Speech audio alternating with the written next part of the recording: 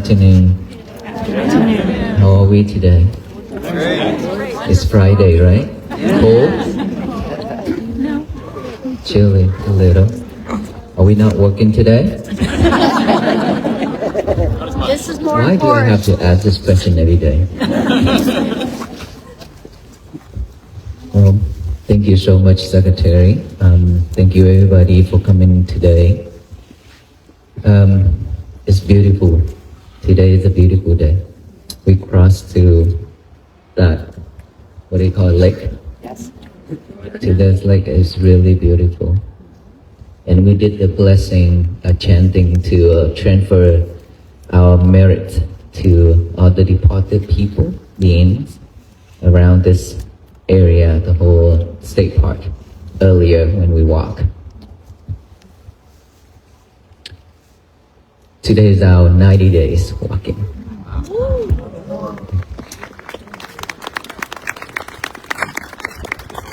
We still have about 3 to 4 weeks more to go. It all depends on the weather.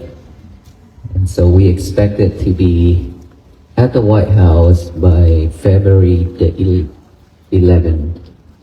The 10th we'll reach to Washington DC, and we will spend 3 days in DC. And of course we will do a loving kindness meditation that I expected to have over 10,000 participants. So if any of you willing to join the loving kindness meditation to radiate that metta, that loving kindness to our nation, to the world, you're more than welcome to register to join. This is very important time. Loving kindness, if we can do that all together, with that energy, it will change a lot of things. Okay? So I respectfully invite all of you who are willing to participate in this event. And please check with our coordinators or on our page to find more information about it. Okay, so now this time I have talked 89 days already. So I think that for most of us, we have either joined in person or listening to online, right? Already? Yes. And why are we still here? Not bored yet? Okay. Q&A. Any question for me? Yes. I know your culture and your philosophy talks about no attachments. Mm-hmm. But how about your attachment to your lovely unknown? That's a good question. In our practicing Buddhism, no attachment, right?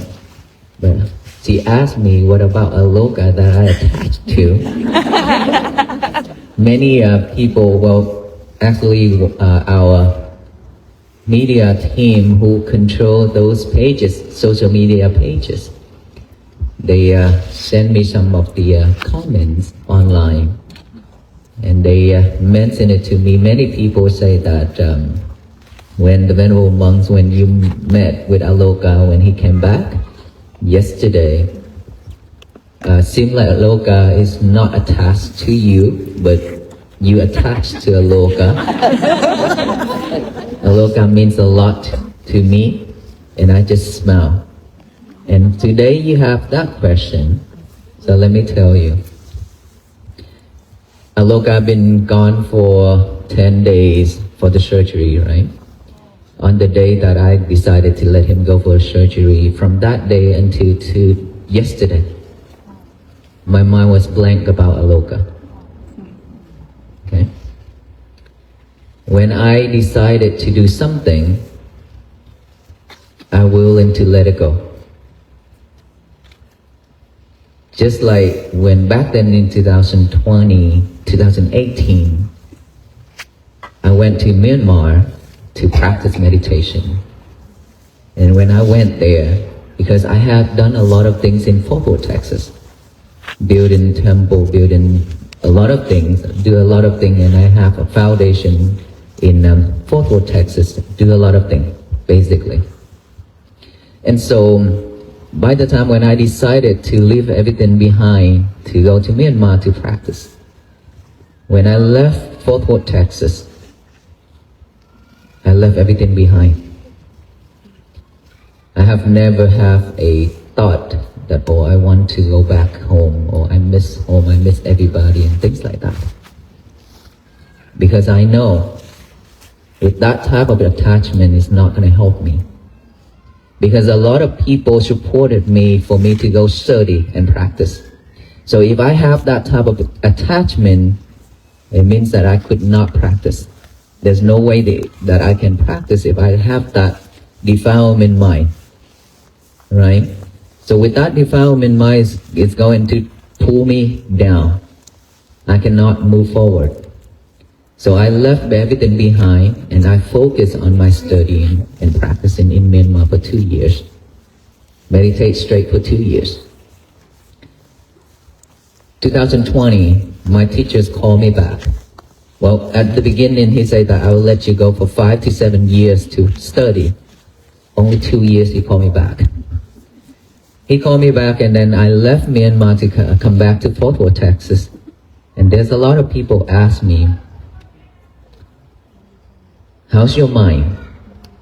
After 2 years staying alone, practice meditation, noble silence, just breathe in and breathe out, doing nothing, one meal, like this much of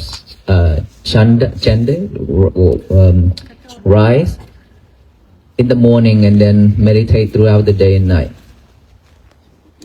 You miss those times, or you have any desire to go back to Myanmar to continue that journey? I say no. Because now I'm here in Fort Worth, Texas. I will play my role here and I will be here 100%. And now this journey the same. Like, this is not the first time I let Aloka left me. There are many times that I have to travel around the world, travel to Vietnam, Myanmar, India, and things like that. And so, months, not 10 days. And every time when I come back, of course, he's very happy, excited to see me. He will push me down on the ground. If you go back to our page, you can see every time when I come home, that's what it happened. My rope also, he's gonna tear my rope off. And so, for me, when I raised Aloka, I love him because I know he deserved it. But when I decided to do something, I will not let all those to drag me down, to pull me back. So I don't have that type of attachment. Because when I practice something, I want to share with you. In this life, if we attach to too much thing, it's not good for us. You know yourself. We attach to our parents, we attach to our husband and wife, our kids, our friends, all those things. Your clothing, your house, your car, all those things, we attach a lot. And the more we attach, the suffer we are, right? One sample that I always mention, and now that attachment is suffering. Attachment is suffering. So, when you want something in this life, you could not get it, cannot achieve it. You suffer, right? Because that is desire. When we have any type of desire and then you could not get it, we suffer. But what if you like somebody because he or she is so handsome, so beautiful, and you love it, and you try every way to talk with that person, and finally you get to marry that person, brought that person home and live with you. Now let me ask you, is that suffer or not? You got it. Now you got it. Okay? Earlier I mentioned that if you cannot get what you want, you suffer. Now you got what you want. You suffer too. Is that suffer or not? Why are you laughing? It's true. Double. Suffer. Double. Triple. You know why? Because now you have to protect it. You have to do everything to protect that person. You don't want to lose him or her. Right? You hold it tight. You are just like this, holding your fist like just like this, loosely like this. But somehow when you marry one person who you love a lot too much, and then you hold it real tight, trying to hold your fist, you see if you hold it tight, are you tired or not? Same way, if you hold somebody too tight, it's because you have to protect that person. You're afraid that she or him, he gonna leave you. Somebody gonna take him or her away from you, which one day she or he will leave you, regardless how much you protect it, how much you hold it. That is a type of detachment, right? The more you hold it tight, the tighter you are, the suffer you are. And so one day, that person left you. We suffer way much, a lot more than usual. So we suffer double, triple. So who's in here in this crowd that been doing that? There you go. Honesty. We did. We protect the person who we love. We don't want to lose them. But impermanent. Either he or she will die. Either you broke up with her, or she broke up with you because we don't have the same voice. Or either somebody else is better than us. Who knows? But everything's are impermanent. So if the more we expect, the more we suffer. So check ourselves to see if you hold that person way too tight. If you do, lose it a little bit. Whatever that you hold it too tight, it tends to lose, to go away from you. Because the more you hold it tight, the more your mind is not purified. Your mind is always thinking, oh, she's probably cheat on me. She probably talk with somebody right now. And why is she coming home so late? Things like that keep popping up in your head. You created it yourself. Is that right? She didn't do it, but you created it in your head like that. And one day she get upset. She go ahead and do what you expected it. What you thought in your head. And everything broke. Right? That is our human mind. Our mind is like that. That's why I call our mind is a wild animal. Do we have any wild animal in this state park? Yeah? Yes. Okay. Well, we have a lot here. I have my wild animal inside of me. We all have one. Not just one, many. Imagine in this world, as many wild animals in this world, we have everything in our world, inside of our head, our mind. Okay? That animal just keep thinking about bad things. I have no clue why, but we always think about bad things. And when we are free, have nothing to do, we tend to do bad things. That's the human mind. That's why I call monkey mind. That monkey mind is not staying at one place, keep jumping back and forth.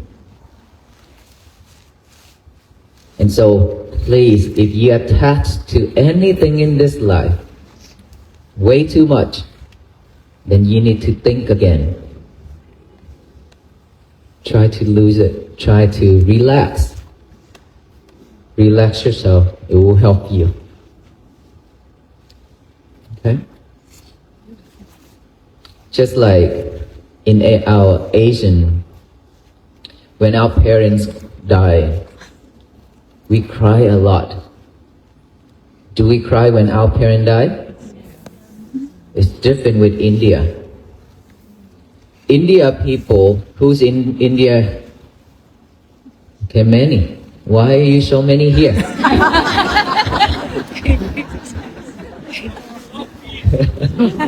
Well, India, when somebody passes away, they don't cry like us. Is that right? You? Oh, you cry a lot? You probably one out of 1,000 or millions. They're not crying a lot because they think that, oh, he go with God. He go to see God.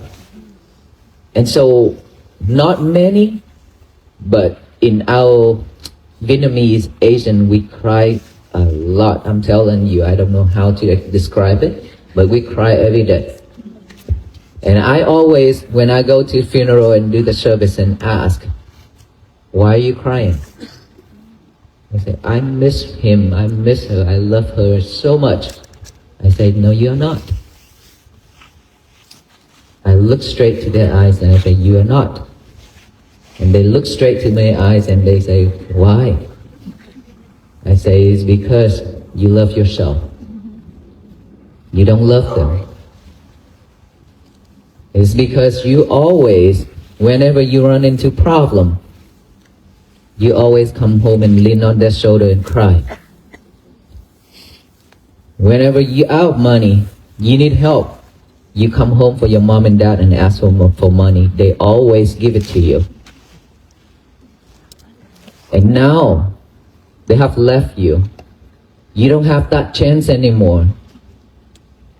So now that in this world you are alone, you cannot come home to lean on their shoulder to cry and to talk and to ask for help. That is why you cry, because you love yourself. You feel like you have no one else to do all those things. You not really love them. Because if you truly love them, then at this moment you should manage your emotion. Try to create wholesome deeds to support your parents, to transfer that merit to them. That is the only way to help them right now. Other than that, crying and everything like that is just not helping. But it will pull them back, will not let them go. And also, you're hurting yourself. When they die, they cannot receive anything from us. The only thing that they can receive, if possible, if they have that choice, if they need it, which is our merit. That is why we always create meritorious deed and transfer it to our parents, to the deceased people. And if they are in that category to receive, they would receive, because whenever we do wholesome things, they would come and stand there and wait for us to transfer our merits to them, like right now. It's because we could not see them. It doesn't mean that they are not exist. They are all surround us. This area only holds for a couple hundred or 1,000 right here, or 2,000 people. But there are millions and millions of them around us. Because their body is not like us. They are super fine. They are like, you cannot see their form because their form is totally different with us. So that's why within like very small area in our living room, maybe, millions and millions of them can stay. Right? And so, we should do something to support, to transfer the merit instead of crying and do a lot of things that is not helping. Because when you have defilement mind, suffering means that you stop all those good deeds that you have cultivated in the past to come to you. Instead, you create a path for all the bad deeds that you have done in life to come to you at that time. So we shouldn't be like that. Okay, next question. Yes, sir. I think the solution is to love him who loves all. So if you can transfer your love from family to the ultimate, then you never regret. You don't have to cry. Thank you, sir. Yes. We're definitely all brothers. The biggest pride to have this struggle before. This crowd. Like I mentioned that when I started this walk, I had this thought about almost 3 years. Oh, I want to do something to support our people. And for the last 3 years, I keep thinking about this and how and when can I start? And who should I invite? And then for the last 3 years, I just keep thinking about it. And then just last year, 2025, and I speak up to my master and I said, this is what I really wanted to do. And I think this is the time that I should do this. And my teacher said, okay, go ahead. Go ahead. It's okay. And then I started this walk. At the beginning, I was like, probably not a lot of people will support this mission. This is the Western world. Not many people knows about Buddhist monks. Because at my temple in Fort Worth, Texas, even the neighbor, they don't even know that it's open to public. And they thought it's a restaurant.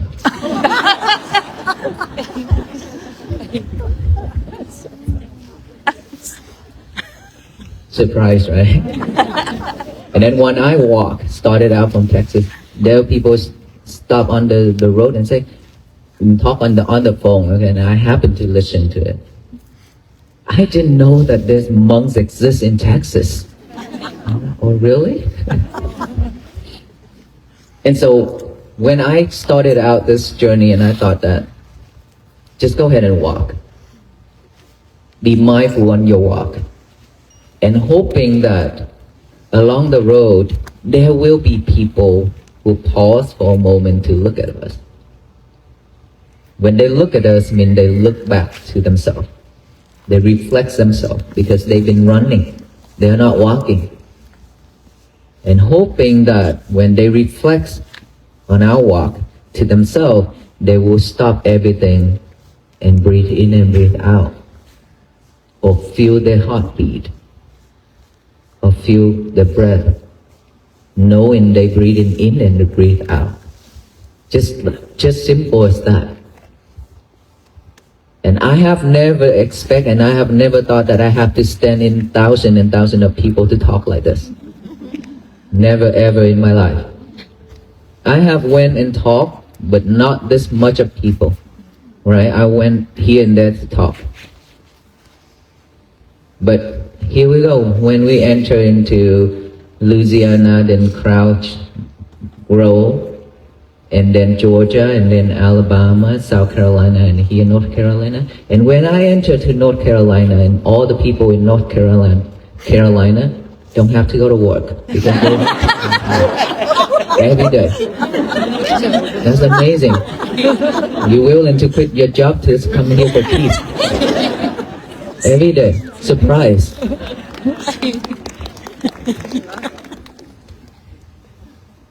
And so I learned a little bit of every day. on our walk, and then especially these days, many people crying along the road. And so that really touched me. And seeing so much people coming out to support this mission, that is also overwhelmed me. But that also embraced my thought, my thinking that I have choose the right way to do. And this is the right time where I decided to walk. And in the cold, in the rain. And I was surprised there's a day that it's raining too, and people just standing in the rain and listen. It means that we suffer a lot. When we suffer a lot, then if somebody talk about peace, doing something for peace, then we will go all in for it. Then this is what happened. We should help ourselves. We should love ourselves more. Don't be a slave for money, for the others people anymore. We deserve better. We deserve to have a better life. As a human being, we don't need to suffer like this. But of course, in this world, there are so much things around us. Of course, we will be suffer this and that. But if we know how to manage our feelings, our emotions, we wouldn't suffer that much. Myself and all others monks as well. We also have feeling. We have our heart. We have everything, right? It's just the difference is that we practice mindfulness daily. So we know how to manage our emotion, our feelings when things come. We are not reacting that quick, that easy. So ask ourselves, how much now you being sidetracked? That is not mindfulness. See, so simple and easy. You get yourself sidetracked, then that is why suffering is being with us.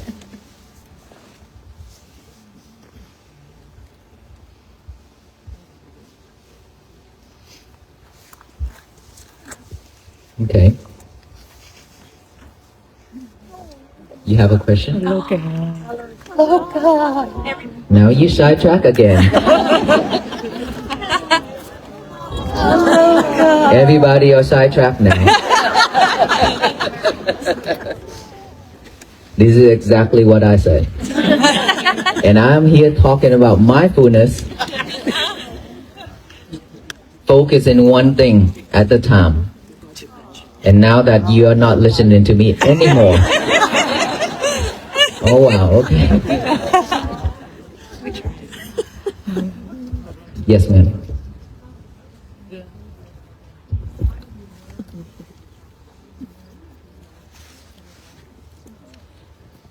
How do we learn to detach and be mindful? So we know about attachment already, right? We know that really well. But how do we detach? How do we practice mindfulness? And mindfulness is the key for all of this. Mindfulness is simply just within our breath right here, by the nostril area. We breathe every day. Okay, enough. Let's focus in my talk.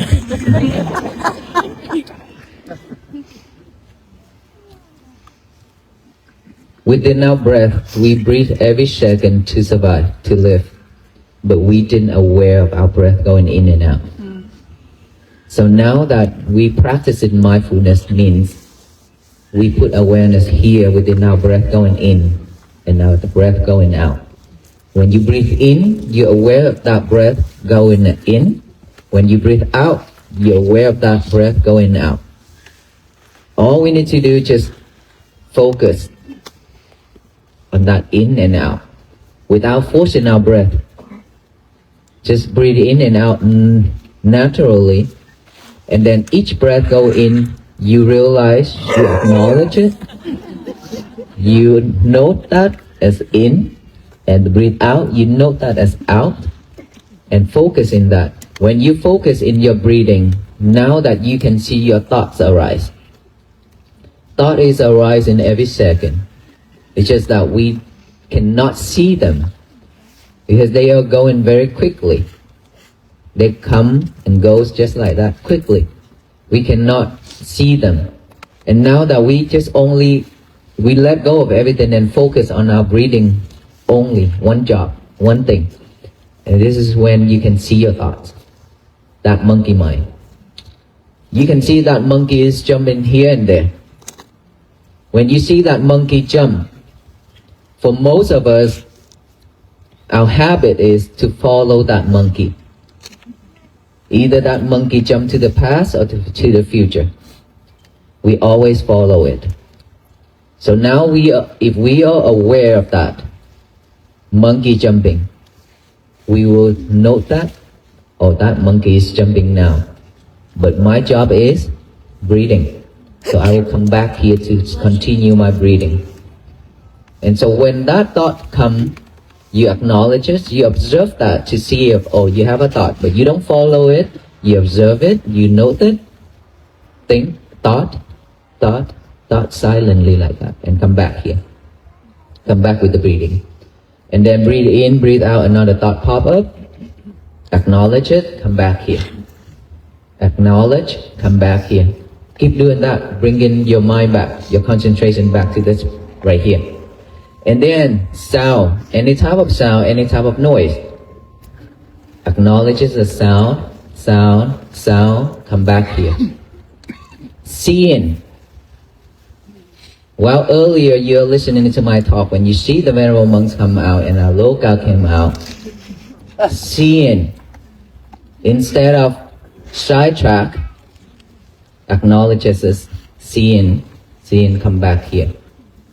Observe that, come back here with the breathing. Anything, we have to bring our concentration back right here. And then sound, feelings on this body, sensation, any type of sensation on this body. Itchy, numb, pain, anything. Acknowledge as feeling, come back here. Our job is to bring our concentration back to this present moment right here and now. That's it. We didn't have this habit. We have the old habit, the bad habit, which is chasing after things. Right?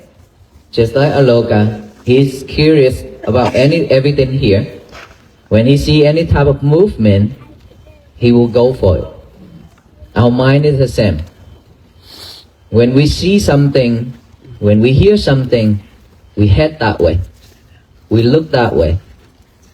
Like before I train Aloka, when he see the squirrel, he will go after the squirrel.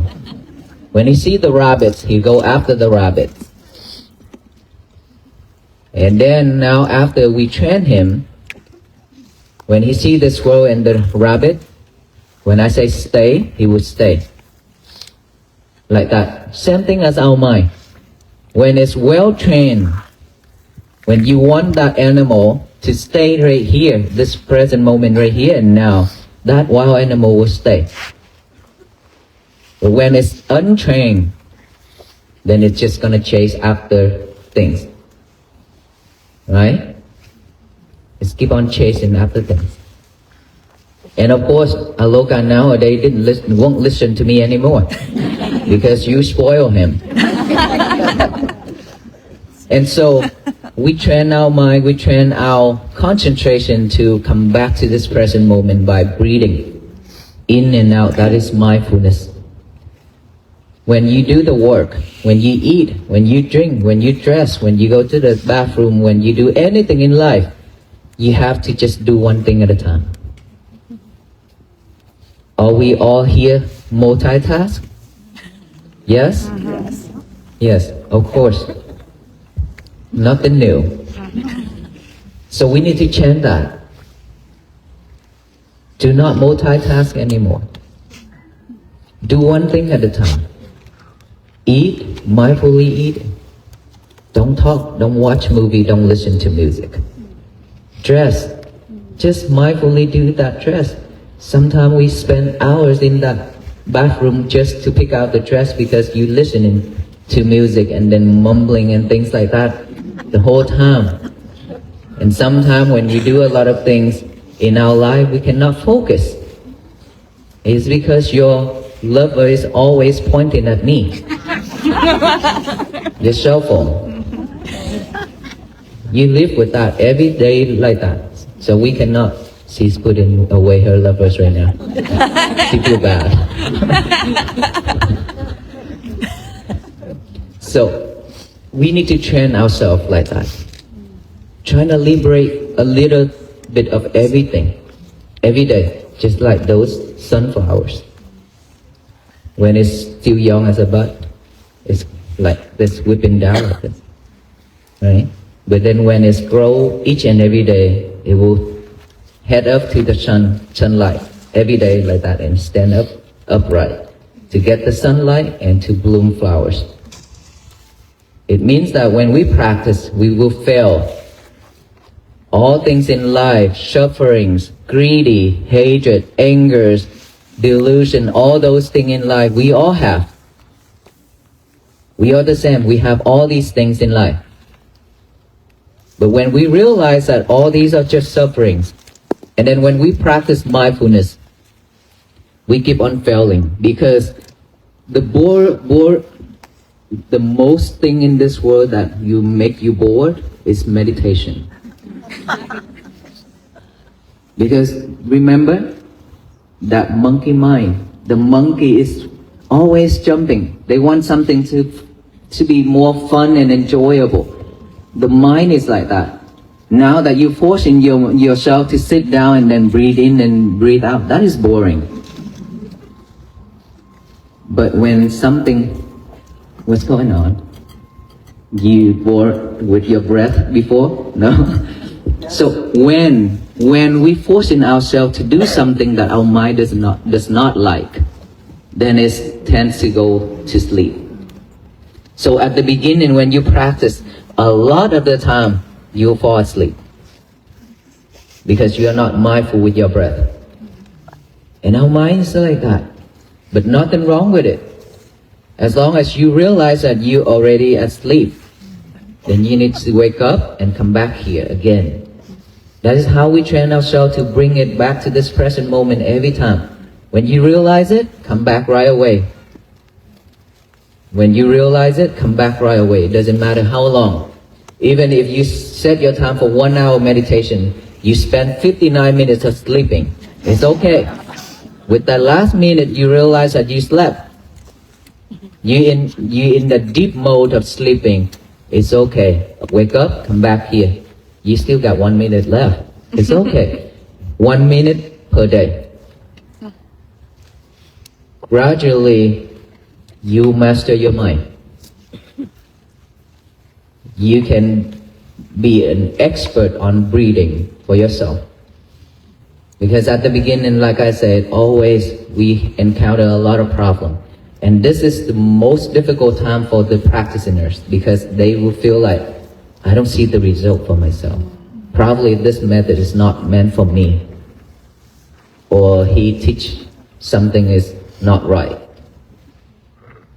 It's because we expect the results. And to tell you what, the more you expect, The more you suffer. you will never get the results.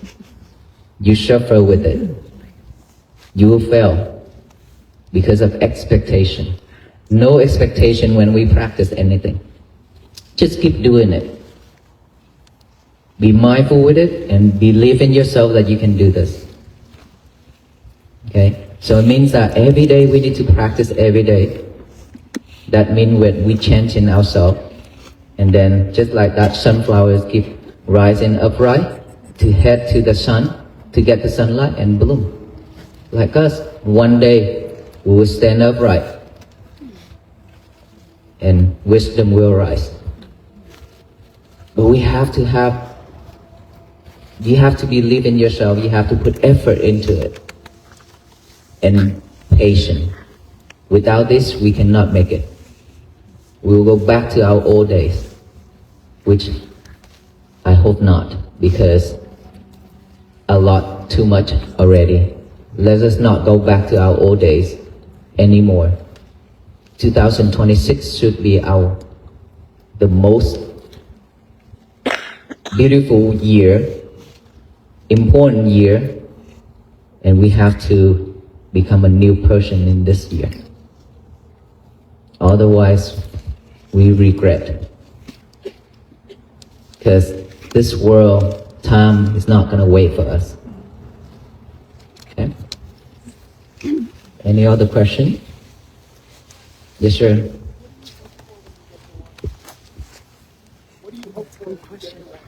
What do I hope for when I get to Washington, D.C.? I hope that we can go home safely. When we get to Washington, D.C., we spend 3 days in Washington, D.C. A lot of people ask me, what will I do in Washington, D.C.? Same like your question. I said, let me try to finish today first. Because I don't know about tomorrow. And if I say that this is what I want in Washington, D.C., and what if I cannot make it? Yesterday, one of the gentlemen come to me and said, if you don't stop talking right now, you will not get to Washington, D.C.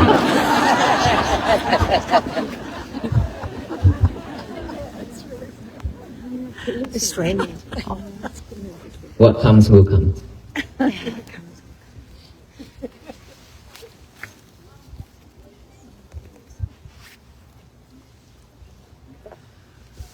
It's raining. What do you do about a parent getting an illness? What do we do when our parents get an illness? You know, when we have this physical body, nobody can escape from illness. I do have illness. A lot of us here also have different type of illness, right? When we have this body, from being born, aging, illness, death, these are the 4 type of sufferings, the truth that all beings will have to go through. Right? So illness is one of the suffering things in this lifetime. It's regardless of our parents or ourselves or our loved one or our children. But here's one thing that we could do. Of course, this physical body, the doctor will handle that for us already, right? They will have all kind of treatments and medication to support. But for ourselves, we cannot do that because we are not doctor. But we could do something to support, which is the mind. Be honest with you. When the doctor says you only have 7 days left in this world, when you receive that statement, when the doctor tells you that, how many days we have left? What do you think? How many days? Today we have. Most of the time, we don't have 7 days. Maybe 2-3 days. You know why? It's because of the mind. It's pulling this body down rapidly. The mind is super important. It can either lift this body up or pull this body down all the way. It's because when you receive that statement and you freak out, you scare. Because everybody's scared, afraid of death. Right? And because when we scare, this mind is dropping down all the way. And it have nothing to support this body. That's why we die quicker, faster. So the only thing that you could support our loved ones, that I always share, that you have to have a really strong mind. Don't cry. Instead, be strong. Remind your parents, breathe. If you have encountered with me on the road, when you cry and you could not stop, that I stop in front of you and I said, breathe, take a deep breath. And then when you took that deep breath, you calm. If any of you encounter that incident when you met with me on the road, that I always remind, take a deep breath. So taking the deep breath or doing the breathing method is very important. Very, very important. Instead of worrying, now we still die anyway if we worry. We breathe, we still die. But rather you breathe or you scared or you afraid or worry. Breathe, because that can either change your life or that can also support us to have a better life next life. So we should only choose breathe, right? And for ourselves to support, two things that I mentioned, one already, remind our parents to breathe. If they cannot breathe at that time, give them something, a mala, a prayer, a bracelet, anything. Tell them just to focus on one beat. And they can do a mantra or they can recite however they want, they used to, or God, or Jesus. They just one beat, recite that, one word, and focus in that. That's enough. If they can do breathe, wonderful. If they cannot, do that beat. If as long as they can concentrate, that will help them.